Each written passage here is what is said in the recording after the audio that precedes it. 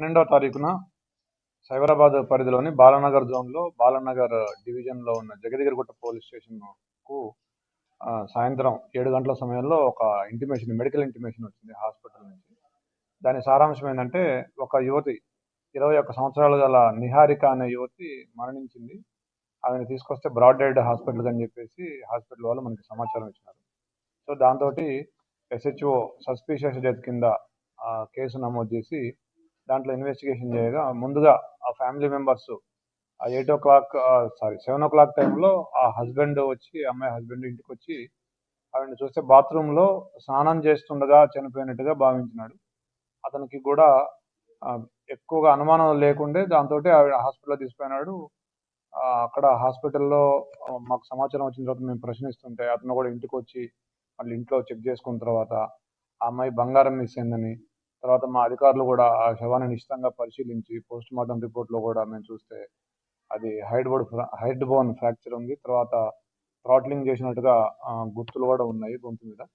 దాంతో అనుమానితుల్ని మేము ఎవరున్నారు ఏంటి, ఎవరికి అవకాశం ఉందని చూస్తే ఆవిడికి ఎవరైతే ఈ అమ్మాయితోటి బంధువు అవుతాడు, ఇతను దూరపు విలేజరు, సేమ్ విలేజ్, ఇతనికి 23 years ఉంటాయి. పక్కపక్క వీధుల్లో ఉంటారు, ఒకే ఊరికి చెందిన వాళ్ళు వీళ్ళిద్దరు.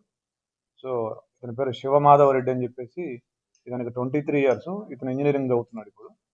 సో ఈ అమ్మాయికి ఒక 1.5 year బ్యాక్ మ్యారేజ్ అయింది. అప్పటి నుంచి కూడా వాళ్ళ ఇంటికి వస్తూ ఆ అమ్మాయితోటి ఒక అన్న చెల్లెల బంధం లాగా వాళ్ళిద్దరు కూడా ఉండేవాళ్ళు.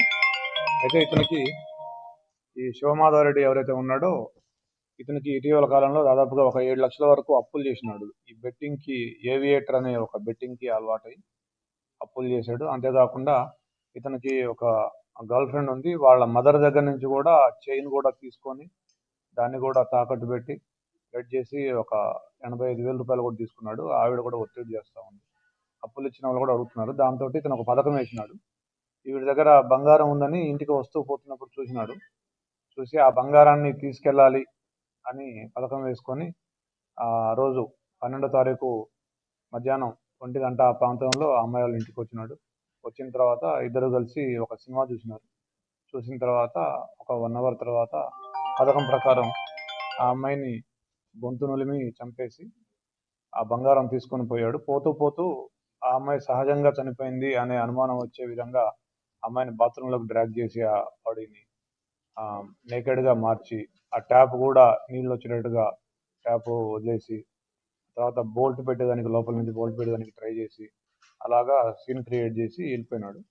కానీ మా ACP Balanagar, inspector Jagadgirigutta and SOT and CCI teams అందరూ కూడా కలిసి ఇతన్ని టెక్నికల్ ఆధారాల ద్వారా మాకు అనుమానం ఉంది ముందుగా పట్టుకొని విచారించగా అతను నిజాన్ని ఒప్పుకున్నాడు. ఆ బంగారాన్ని కూడా మనప్పుడంలో గోల్డ్ తాకట్టు పెట్టానని చెప్పేసి ఒప్పుకున్నాడు. మొత్తం 4 తులాల బంగారం తీసుకొని పోయినాడు ఇతను. ఒక చైను, రింగ్స్, తర్వాత క్యాష్ కూడా ఒక 2,500 తీసుకెళ్ళినట్టుగా అతను ఒప్పుకున్నాడు. అవన్నీ కూడా మనం సీజ్ చేయడం జరిగింది. స్వెటరు, తర్వాత ఇతను వాడుతున్నటువంటి ఒక బైకు, 2 మొబైల్ ఫోన్స్, గోల్డ్, ఇవన్నీ కూడా సీజ్ చేయడం జరిగింది. ఈ కేసుని గుర్తు చేయడానికి విశేషంగా కృషి చేసిన ఏసీపీ బాలనగర్, ఇన్స్పెక్టర్ గుట్ట, CCS team, SOT team and also other constables, SIs అందరినీ కూడా అభినందిస్తున్నాం. Thank you.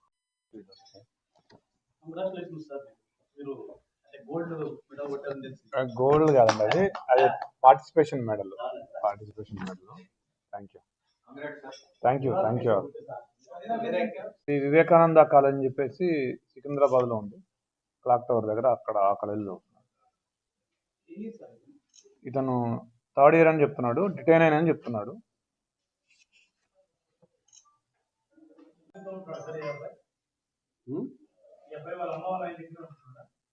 లేదు, వాళ్ళ అమ్మ నాన్న ఊళ్ళో ఉంటారు.